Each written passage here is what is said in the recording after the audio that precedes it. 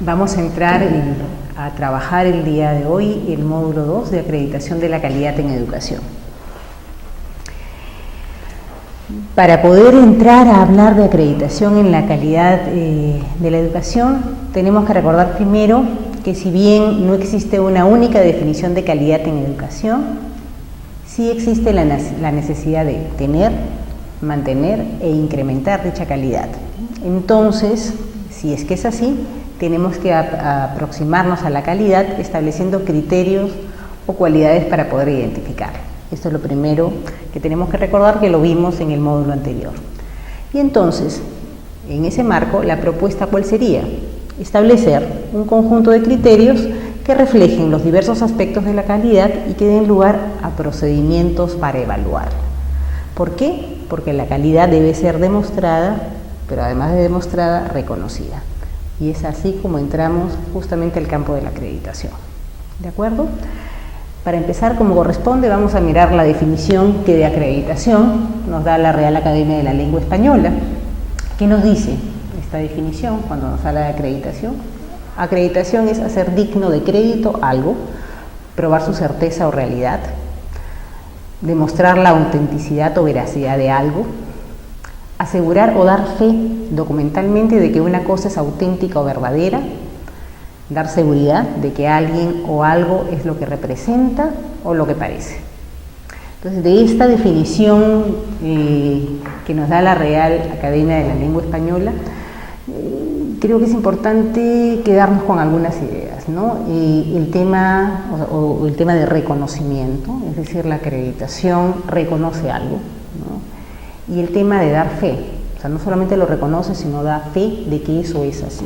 Entonces estamos hablando de que la acreditación se basa en la confianza, ¿no? Es decir, tú tienes que tener confianza en que lo que yo estoy acreditando es, o sea, la acreditación te da eso, ¿no? El reconocimiento, como les decía, y te da fe pública. Por eso es que se dice que la acreditación da garantía pública, ¿no?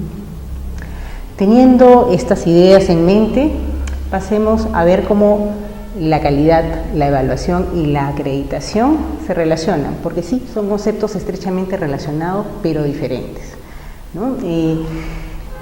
Para empezar, ¿no? Tendríamos que ver que la calidad, como decía, tiene que ser demostrada, es decir, tendríamos que preguntarnos entonces, ¿no es cierto?, si es que algo tiene o no tiene calidad. Y para decir que algo tiene o no tiene calidad, es decir, tendríamos que emitir un juicio, ¿no? Un juicio de valor sobre un objeto, sobre algo, y decir qué tanto este objeto se ajusta o no a lo que estamos utilizando nosotros como referentes de calidad. Porque hemos empezado diciendo que tenemos que tener criterios, ¿no? O referentes claros de calidad para poder evaluarla.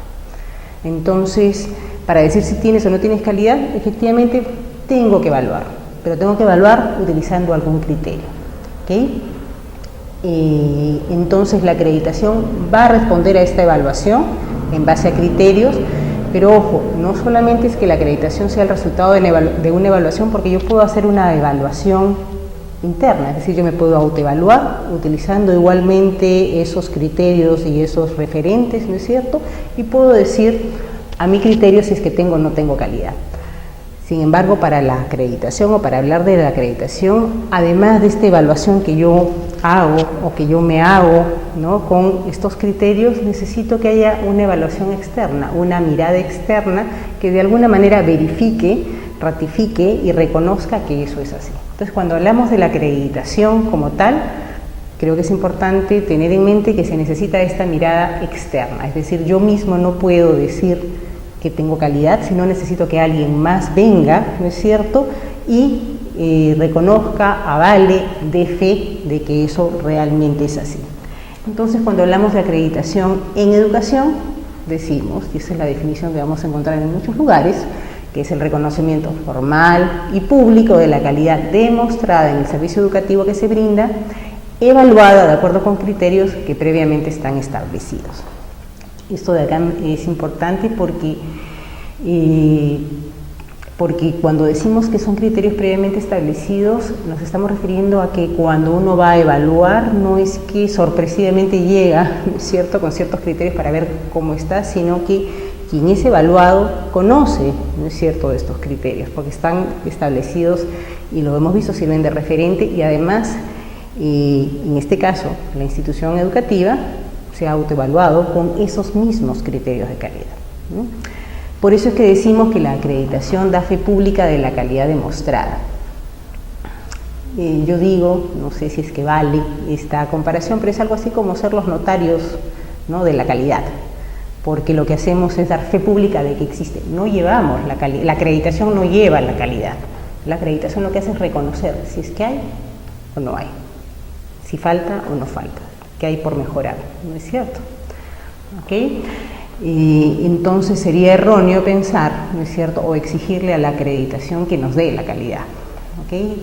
La calidad se trabaja desde la propia institución educativa y es la acreditación quien la reconoce. ¿Okay? ¿La acreditación para qué? ¿Cómo es que surge este tema de la acreditación, ¿no?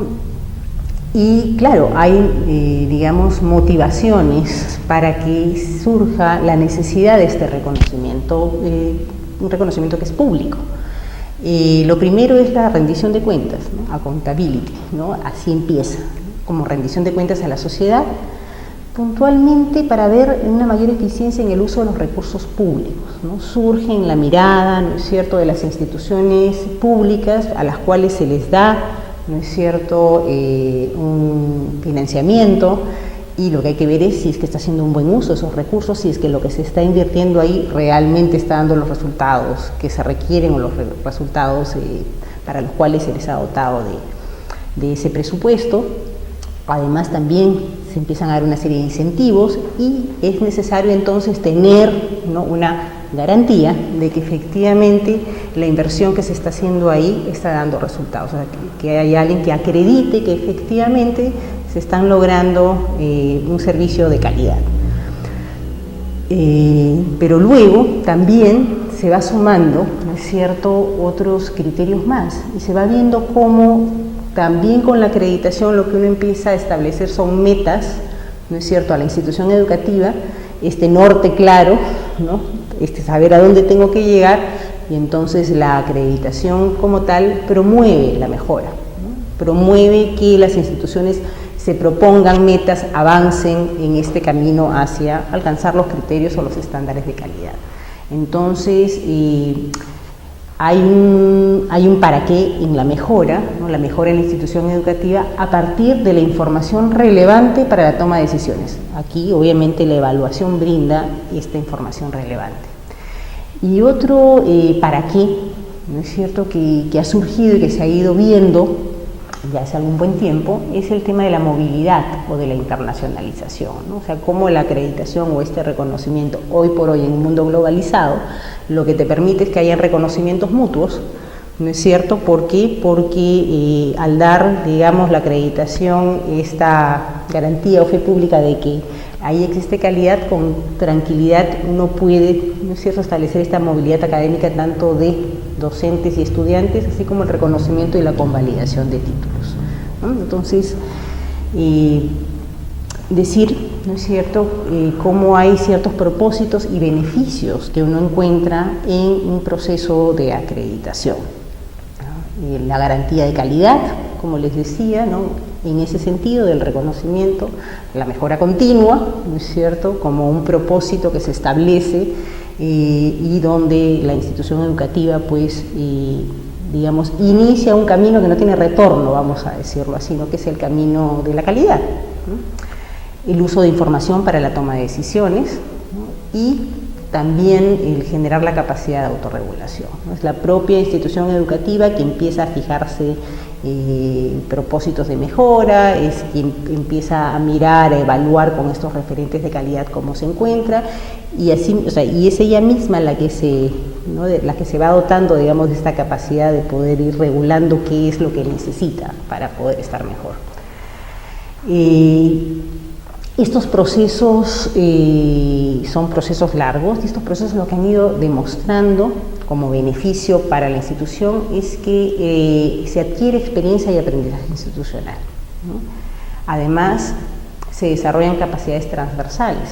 Imaginémonos a estos equipos, ¿no?, encargados de conducir los procesos de evaluación, ¿no?, con la necesidad de tener que organizarse, planificar, no solamente entre ellos, sino con las otras áreas dentro de la institución, generar un trabajo en equipo, ¿no es cierto?, la posibilidad de escuchar diferentes puntos de vista y enfoques para poder sacar un único resultado en cuanto a cómo es que se están evaluando, ¿no? Entonces, en realidad, uno de los beneficios importantes es también cómo genera y mejora el clima de trabajo dentro de la propia institución educativa, además de promover una cultura de evaluación y de calidad, ¿no? Ya se empieza a pensar y a hablar en términos de calidad, y como les decía, ¿no?, llega un momento en que, como la acreditación vamos a ver que es temporal, te lleva a tener, ¿no?, esta práctica de manera continua y a generar una práctica de evaluación para la mejora. De alguna manera la evaluación empieza a perder, ¿no es cierto?, todo este viso punitivo que tiene, ¿no?, para realmente convertirse en lo que es, una herramienta de mejora. No es posible mejorar si no sé en qué, no es posible plantearme metas si no sé, ¿no?, dónde, ¿no?, y en función a qué voy a plantearme estas metas. Entonces, por eso decimos que la acreditación, para empezar, es un proceso de mejora continua, ¿no?, y que tiene que ser vista como un medio y no como un fin en sí mismo. Y esto de acá es clave, porque lo que podríamos terminar encontrando es a muchas instituciones educativas más preocupadas por obtener la acreditación, es decir, ese sellito de calidad, ¿no es cierto?, el fin, ¿no?, más que el proceso en sí mismo, porque lo que vamos viendo es que lo que ayuda, sobre todo en la mejora, es el proceso de evaluación, ¿no es cierto?, que tiene que ser continuo y permanente. Entonces, por eso decimos que es un medio, más que un fin en sí mismo. Instala esta práctica de evaluación y de gestión de la calidad, y lo más importante es que se genera transformación y cambio dentro de la institución educativa. Transformación y cambio hacia la excelencia. Yo ahí les ponía el Kaizen, ¿no?, que termina siendo una filosofía, ¿no?, que te plantea el cambio, ¿no?, como justamente es una oportunidad de mejora, ¿no? Se describe el proceso de mejora continua que nunca debe terminar, ¿no? Y eso, en realidad, creo que resume muy bien, ¿no?, lo que de alguna manera te brinda la acreditación, si es que es entendida y asumida como corresponde, ¿no?, y no se tergiversa y se ve simple y sencillamente como este sellito, este diploma que tengo que tener para, ¿no?, finalmente. Les decía, la acreditación como tal no es un momento, es un proceso, y es un proceso que puede tomar tiempo y que justamente se plantea en etapas, ¿no?, en diferentes etapas, en 3 etapas, para poder hablar de este proceso de acreditación. La primera, y vamos a ir viendo que es la más importante, es la etapa de la autoevaluación. No solamente es la más importante, puede ser la que insuma mayores recursos, tiempos y esfuerzos de la propia institución, y el protagonista, vamos a decirlo aquí, de esta etapa es la propia institución educativa. La segunda etapa es la etapa de la evaluación externa. Les decía hace un momento, para poder hablar de acreditación necesariamente tiene que haber una mirada externa, ¿no?, que verifique aquello que está haciendo o evaluando la institución educativa. Esta etapa, vamos a decirlo así, el protagonista va a ser el equipo de pares evaluadores que se encargan de realizar esta evaluación. Y hay una tercera etapa que es el de la decisión de la acreditación, ¿no? Y la decisión de la acreditación ya es tomada por el organismo acreditador, ¿no? Entonces, miremos estas 3 etapas y vamos a ir viendo con mayor detalle cada una de ellas para poder ir entendiendo mejor, digamos, qué implica, ¿no?, y quiénes están involucrados, cómo es que se desarrolla y qué se espera de cada una de estas etapas. La autoevaluación, como lo dije hace un momento, la realiza la propia institución educativa.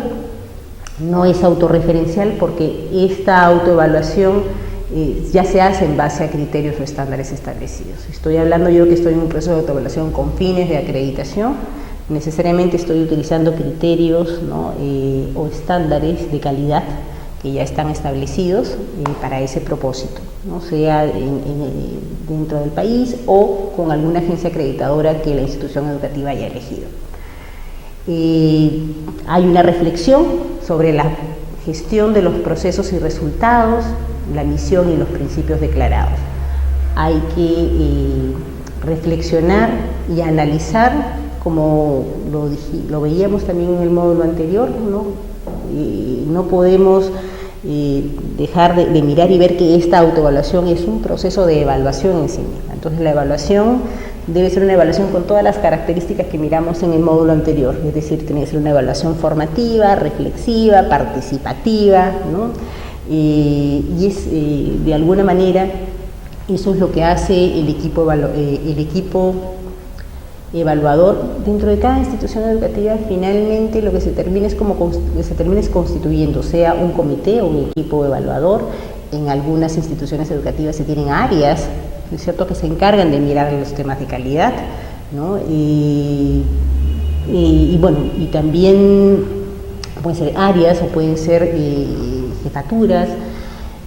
Son instancias, ¿no es cierto?, que tiene cada institución educativa o que cada una de ellas la va estableciendo y que se encargan de conducir todo este proceso, ¿no? Y no es que exclusivamente el comité sea el único que evalúa, pero se requiere una instancia que conduzca todo ese proceso dentro de la propia institución educativa.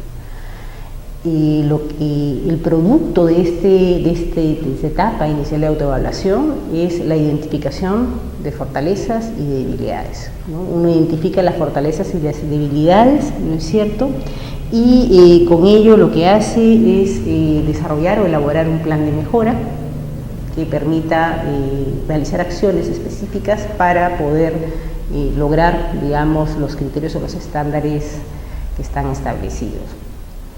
La autoevaluación no tiene un tiempo de duración definido, para empezar. ¿Por qué?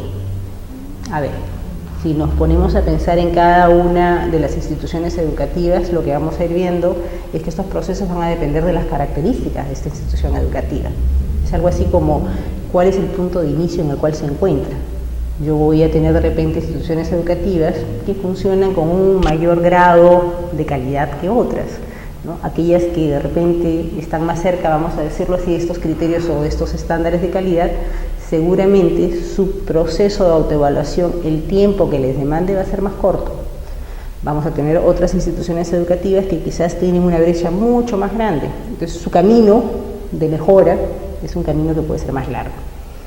En promedio, podemos encontrar que una institución educativa puede demandarle unos 3 años. Este proceso, ¿por qué? Porque no solamente es evaluarse e identificar fortalezas y debilidades. O sea, la evaluación ayuda para eso, está muy bueno, pero la evaluación en sí misma no te ayuda a mejorar, te ayuda a identificar en qué tienes que mejorar, ¿ok? La implementación del plan de mejora es lo que puede demandar un mayor tiempo, ¿no? Entonces, uno puede identificar que quizás hay algunas mejoras por hacer más concretas, de repente en espacios, en infraestructura, en material, en equipos, que son importantes, ¿no? Pero también puede encontrar, por ejemplo, que quizás no tiene a los docentes adecuados o preparados para esa malla curricular o para poder lograr ese perfil de egreso. Entonces ahí van a tener que tener otro tipo de acciones, ¿no? De capacitación, de desarrollo docente. Quizás se pueda identificar que quizás digamos, a nivel de gestión tampoco se tiene mucha claridad acerca de algunos instrumentos de gestión que tienen que ser mejorados, o bueno, en realidad digamos, los planes de mejora o estas acciones de mejora pueden apuntar o abordar los diferentes factores, ¿no es cierto?, que están implicados en los criterios de calidad que estén establecidos, ¿no? Culmina, como les decía, con la elaboración de un informe de autoevaluación. En el proceso mismo de autoevaluación pueden haber más de un momento en el que la propia institución se evalúe. Una evaluación inicial que te permite, ¿no?, como les decía, establecer este punto de inicio y tus brechas, y cada cierto tiempo puede seguir, ¿no es cierto?, evaluándose e ir viendo cómo se va acercando a lograr estos criterios o estándares de calidad. Cuando, digamos, este proceso se considera que se está culminando, se debe tener un informe final de autoevaluación.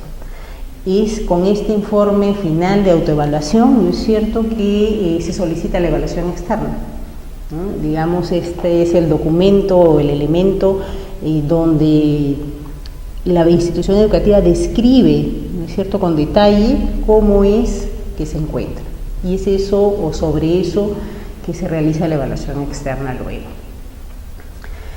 Mirando el proceso mismo de autoevaluación, vamos a encontrar que hay una etapa de preparación o un momento de preparación, ¿no? Hay que prepararse para este proceso de autoevaluación, desde conformar el comité, de capacitarlo, que conozca los criterios y los estándares, que se organice, que se planifique el mismo proceso de evaluación, porque, como les decía, la evaluación no es recoger simplemente la opinión de este comité. O sea, se pueden desarrollar encuestas con los estudiantes, con los propios docentes, con los grupos de interés, si vemos en educación básica será pues con padres de familia, en educación superior, como les decía, será con los grupos de interés con los cuales se trabaja, con el personal de administración, etcétera, etcétera. O sea, todos los actores terminan estando involucrados dentro de este proceso de evaluación.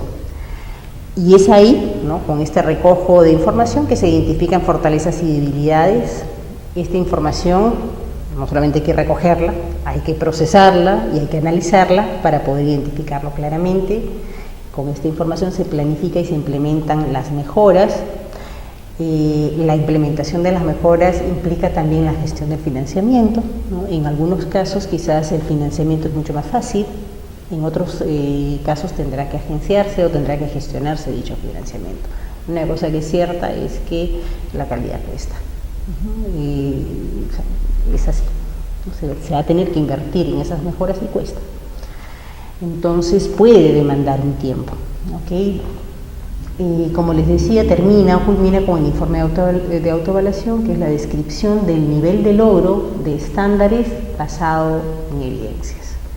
Eso de ahí es importante, porque no solamente es decir si yo lo cumplo o si yo realizo, ¿no?, tal o cual proceso, tal, ¿no?, de esta manera, sino es qué y cómo me lo demuestras, ¿no? O sea, ¿qué evidencia me puedes dar de que eso que tú me dices realmente es así, ¿no? Entonces, este proceso de autoevaluación, por ejemplo, ha llevado en muchos casos a las instituciones educativas a poderse ordenar. Muchas instituciones educativas que de repente tienen una gran trayectoria y hasta prestigio, hacen las cosas, no es cierto, porque ya saben hacerlas, pero de repente no han documentado su gestión, por ejemplo, ¿no? Y ha ocurrido que estos procesos han servido en un primer momento para poder generar este ordenamiento, ¿no?, para poder de alguna manera documentar lo que se hace, y que es bueno, ¿no?, porque las personas vamos y venimos, y lo que tiene que estar, digamos, establecido es justamente cómo se está gestionando para que esto pueda continuar y mejorarse, ¿no? Como les decía, esta descripción del nivel de logro va acompañado de algunas fuentes, ¿no?, y de algunas evidencias que lo sustenten. La comisión de autoevaluación, lo había mencionado, es un equipo multidisciplinario que conduce este proceso. La comisión, obviamente la comisión, el comité, el área, ¿no?, estoy hablando de comisión, pero puede tener diferentes denominaciones de acuerdo a la institución educativa, tiene que familiarizarse no solamente con el proceso, ¿no?, y cuando hablo del proceso es entender la evaluación con estas características de las cuales hemos hablado, sino con la metodología y con las herramientas. En algunos casos van a tener que hasta desarrollarse herramientas para el recojo de información, ¿no? Tiene responsabilidades, porque hay que sensibilizar a la comunidad educativa. No necesariamente se entienden estos procesos, ¿no?, ni la importancia, los propósitos y los beneficios. como se tiene que generar motivación y compromiso, la sensibilización termina siendo clave. Y aunque parezca mentira, en algunos casos termina siendo más difícil el poder sensibilizar e involucrar a las autoridades, pero es necesario porque, digamos, la capacidad de decisión, sobre todo si hay que implementar mejoras, tiene que estar definitivamente comprometida. La otra responsabilidad es la de organizar y planificar todo este proceso, conducirlo, sistematizar la información, ¿no es cierto?, que se recoge, comunicarla y difundirla, y luego también poder realizar el seguimiento, ¿no es cierto?, a estos procesos. Entonces vamos a decir que esta comisión tiene, o este comité, este equipo, tiene responsabilidades importantes con respecto a este proceso dentro de la institución educativa. Si se fijan, esta es la misma lámina del módulo anterior, ¿no?, porque lo que quería era conectar y ver cómo de ese tipo de evaluación es de la que estamos hablando.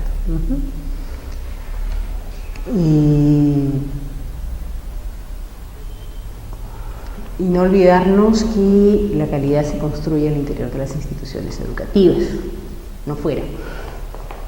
Y es por eso, o en ello radica el valor de la autoevaluación, ¿no? O sea, por eso es que es tan importante esta primera etapa. De la evaluación externa, ¿qué podemos decir? Primero, que es solicitada por la institución educativa, es decir, uno no va a realizar una evaluación externa si es que primero no la ha solicitado la institución educativa, cuando considera que está lista, ¿no?, que ha culminado su proceso de autoevaluación. Es realizada por un equipo de pares evaluadores, ¿no?, externos a la institución educativa. Pares evaluadores porque tienen que ser evaluadores que están en la capacidad de poder entender y de poder valorar, ¿no es cierto?, los procesos que se desarrollan dentro de una institución educativa. Y este equipo, porque también es un equipo, no es una persona, generalmente estamos hablando de un equipo de pares evaluadores que puede variar de acuerdo al tamaño y la complejidad de la institución educativa, de 3 a 5, generalmente se conforma el equipo de pares evaluadores, y hay siempre uno de ellos que conduce este equipo. Tiene que verificar la autoevaluación de la institución educativa. ¿Y cómo la verifican? De dos formas. Una, haciendo una revisión, ¿no?, muy detallada del informe de autoevaluación, que, como hemos dicho, tiene que estar acompañado con evidencias y con fuentes, pero además también se realiza una visita de verificación, ¿no? Y en esta visita de verificación el equipo de pares evaluadores realiza igualmente entrevistas, observa clases, puede hacer focus group, encuestas, es decir, el equipo de pares evaluadores tiene también que organizar esta evaluación externa dependiendo de lo que se encuentre en el informe de autoevaluación y dependiendo de lo que ellos consideren que es importante, vamos a decirlo así, de verificar o de comprobar. Lo interesante acá es que la evaluación externa, primero, que aporta una mirada objetiva y además ofrece recomendaciones para la mejora continua, ¿no? Y la evaluación externa debe concluir también con un informe de evaluación externa y debe concluir con un informe de evaluación externa con algunas recomendaciones. Es importante que la evaluación externa pueda brindarle un valor agregado a la institución educativa.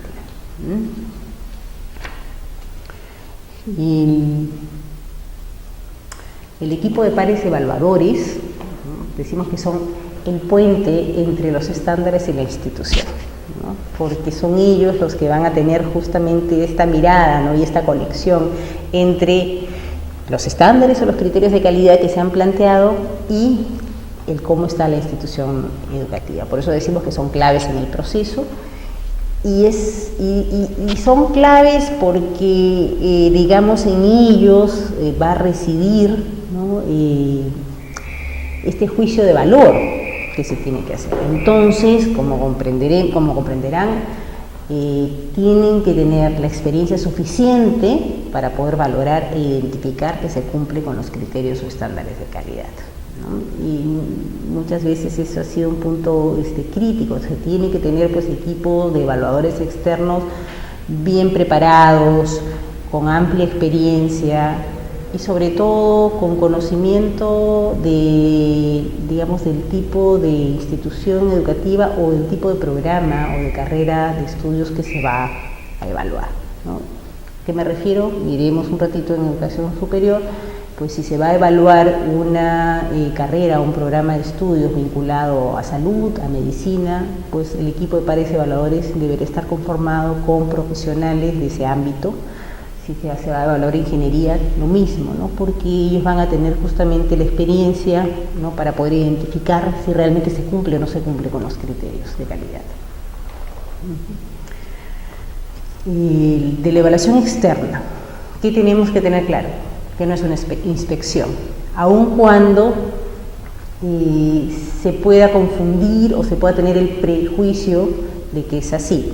No debe ser una inspección, no debe ser un checklist, no es un equipo de personas que van a ver simplemente si se cumple o no se cumple, no es cierto, haciendo un check, sino que en realidad esta evaluación externa, como dice, debe complementar y sumar, es decir, la evaluación, la valoración que deben hacer estos pares evaluadores, ¿no?, deben tener esta misma mirada, ¿no?, esta mirada reflexiva, esta mirada formadora, ¿no?, y que permita justamente en esta evaluación que ellos hacen no solamente verificar y decir que sí, es correcto, se cumple o no se cumple, sino procurar, ¿no es cierto?, darle un valor agregado, como les decía, a la institución educativa, en recomendaciones, ¿no es cierto?, que le ayuden en este camino de mejora continua, porque si bien es cierto que podríamos concluir que se cumplen con los estándares, eso no quiere decir que no se pueda ir estableciendo siempre, ¿no?, un camino de mejora hacia la excelencia.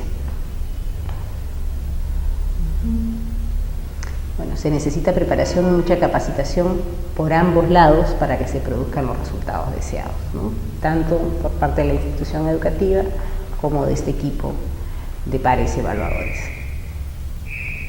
En la evaluación externa también vamos a ver momentos, como les decía, hay un primer momento, ¿no?, donde el equipo evaluador que se ha conformado hace una revisión del informe de autoevaluación, analiza la información, analiza las evidencias y elabora a partir de ello un plan de visita, ¿no?, donde van, digamos, poniendo prioridad, ¿no es cierto?, aquellos aspectos que de repente no han quedado muy claros o donde de repente requieran ellos verificar o comprobar alguna información, o donde quieran quizás ellos directamente ir a la fuente para comprobar, ¿no es cierto?, la información que ahí se ha brindado. La visita a la institución educativa es una verificación in situ que también implica recojo de información en esa misma visita, ¿no? Y es una visita que es planificada, como les decía, y que nuevamente, dependiendo del tamaño y la complejidad de la institución educativa, puede tomar pues entre 3 a 5 días la visita in situ, ¿no? La evaluación externa mucho más, porque hay un pre a la visita y un post a la visita, obviamente, que forma parte de todo este proceso de evaluación externa. Luego de este recojo de información que se hace in situ, se analiza la información y se elabora un informe preliminar que es presentado, ¿no? Hay una presentación de resultados a la institución educativa, hay una retroalimentación que se le brinda a la institución educativa con respecto a qué es lo que se ha encontrado, y en caso de que hubieran algunas observaciones, ¿no es cierto?, se da un periodo de levantamiento de observaciones, ¿no? que digamos la institución educativa tiene la oportunidad, por ejemplo, de levantar observaciones que se puedan hacer en algunos casos de forma, o en algunos casos porque quizás no se tuvo la información y se tiene que proveer, o digamos algunas aclaraciones o pequeños vacíos que puedan encontrarse.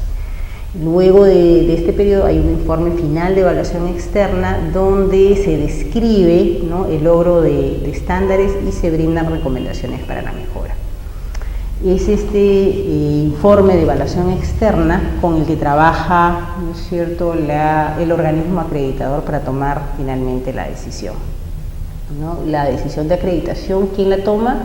La autoridad competente, ¿no? En general, actuando en nombre del Estado, y en general actuando en nombre del Estado porque eso es lo que se ve, ¿no? Sobre todo en muchos países, ¿no? Que funcionan con sistemas de acreditación, y ya sea porque el Estado lo hace directamente o porque lo ha delegado o porque es una figura mixta, como se dice, pero digamos, en muchos de los casos se tiene el aval del Estado, ¿no?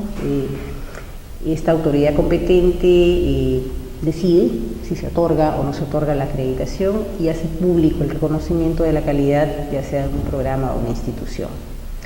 Como les decía, esta decisión se toma en base al informe de evaluación externa. ¿Quién acredita? Organismos o agencias especializadas de carácter técnico. ¿Por qué? Porque hay que asegurar autonomía e independencia y también, como les decía hace un momento, muchas de estos organismos o agencias especializadas están vinculadas o tienen vinculación con la administración pública, ¿no? ¿Son públicos o son mixtos?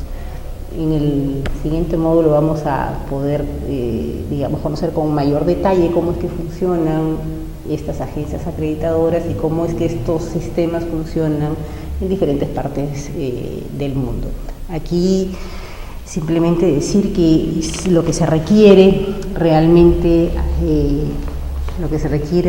aquí es que estas agencias tengan la suficiente objetividad, transparencia e independencia para poder actuar y para poder funcionar. La independencia es importante, ¿no? Por ejemplo, siempre se dice que uno no puede ser juez y parte, ¿no? Es decir, los organismos o agencias especializadas son diferentes a aquellos quienes proveen el servicio, ¿no? Yo decía que tiene vinculación con la administración pública, pero me parece importante aclarar ahí, claro, tienen la vinculación porque, digamos, tienen el aval, pero son distintas o tienen la autonomía, la independencia en relación a quien provee el servicio. Generalmente en el Estado pues son los ministerios los que proveen el servicio en educación pública, ¿no? Entonces son organismos que, si bien pueden estar vinculados, son independientes o con autonomía. En el tema de la acreditación, dos aspectos importantes que hay que conocer, y es el foco, es decir, hacia dónde se focaliza la acreditación. En algún momento lo mencionaba, pero para que quede claro, la acreditación puede ser a la institución educativa o puede ser a programas o carreras, ¿no? Y en educación básica generalmente estamos hablando de acreditación a la institución, y en educación superior sí se tiene una acreditación institucional que es diferente y se diferencia de la acreditación por programas o carreras. Generalmente, mirando esta figura en educación superior, la acreditación institucional, ¿no?, está vinculada más a todos esos procesos transversales de la institución educativa, sea un instituto, escuela u universidad, que son transversales y que sostienen, ¿no es cierto?, todos los programas o carreras académicas, ¿no? Y en ese sentido están más enfocadas en cuestiones de gestión, ¿no?, con menos énfasis en los temas más académicos. En el caso de la acreditación de programas o carreras, es todo lo contrario. El énfasis está puesto más en todos los procesos académicos, ¿no es cierto?, y los procesos de gestión, ¿no?, están como en un segundo plano, vamos a decirlo así. Pero tenemos esos dos tipos de acreditación, ¿no? Y el carácter de la acreditación puede ser voluntario u obligatorio, y es de carácter temporal. En realidad, si bien existen algunas experiencias de acreditación obligatoria, lo común es que sea voluntaria, ¿no?, que la acreditación sea voluntaria, salvo se especifique para algunas carreras o programas de carácter obligatorio por el impacto social que tienen. ¿A qué me refiero? En algunos países, entre ellos el Perú, la acreditación es voluntaria. Sin embargo, para carreras en Perú específicamente, de salud, educación y derecho, es de carácter obligatorio. Por ejemplo, en Chile también termina siendo voluntario, pero es obligatorio salud y educación, ¿no? Y así tenemos algunos otros países. Por ejemplo, en Ecuador sí es obligatorio, ¿no?, la acreditación en general para para todas las instituciones educativas. Y bueno, les decía, es de carácter temporal.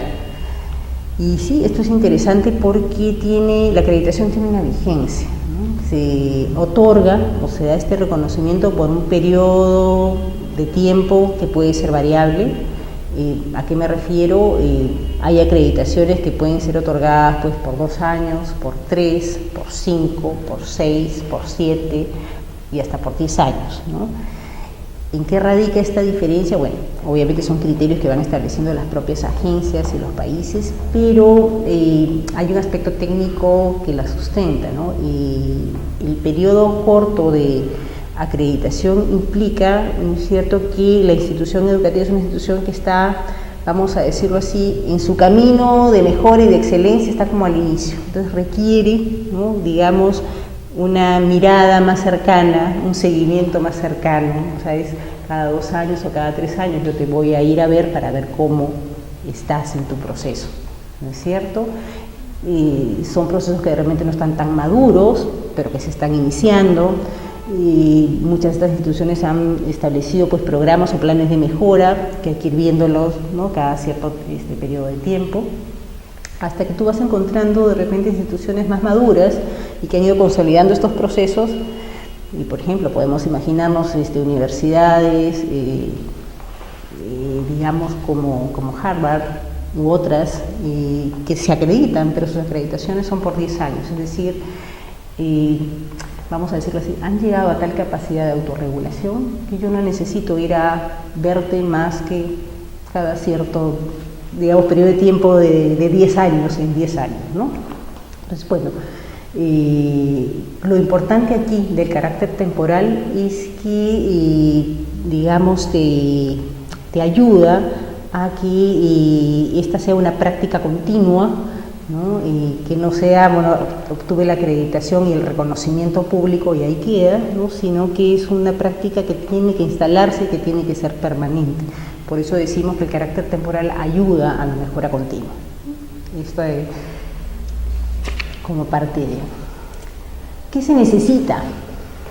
Decisión, compromiso y liderazgo, ¿no? La decisión de iniciar estos procesos, el compromiso para poder mantenerse en ese proceso y el liderazgo, ¿no es cierto?, de sea este comité, ¿no?, o la autoridad de poder conducir, ¿no es cierto?, este proceso.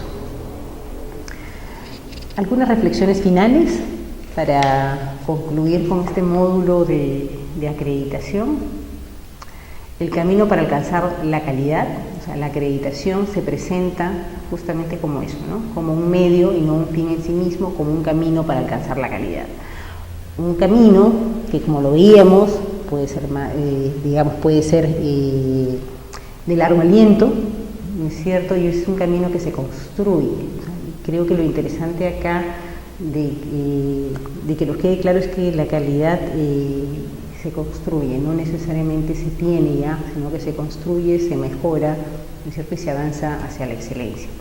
Que no es un trámite, la acreditación no es un trámite, sino que es un proceso que debe ser transformador, por todo lo que hemos dicho. La acreditación también es un esfuerzo por pensar fuera de la caja, ¿no?, y evitar la autorreferencia. La acreditación también requiere, ¿no es cierto?, de una acción humana en constante mejora, por eso hablamos del compromiso, ¿no?, que debe haber, del involucramiento que debe haber. Se requiere de una actuación ética también, ¿no?, y responsable de todos los involucrados, ¿no? Y creo que lo importante acá es entender que estos procesos de acreditación son para la propia institución educativa, ¿no? Aun cuando esto concluye, digamos, en un reconocimiento público, digamos, si es que estos procesos no se llevan con transparencia, de manera ética, en realidad la pregunta sería ¿a quién estamos engañando, ¿no? Claro, podríamos decir al estudiante y a la sociedad en general. Sí, pero a la larga, digamos, si es que vamos viendo que estos procesos son continuos y permanentes, de alguna manera va saltando a la vista, ¿no?, que hay cosas que no se han consolidado y que no se han logrado.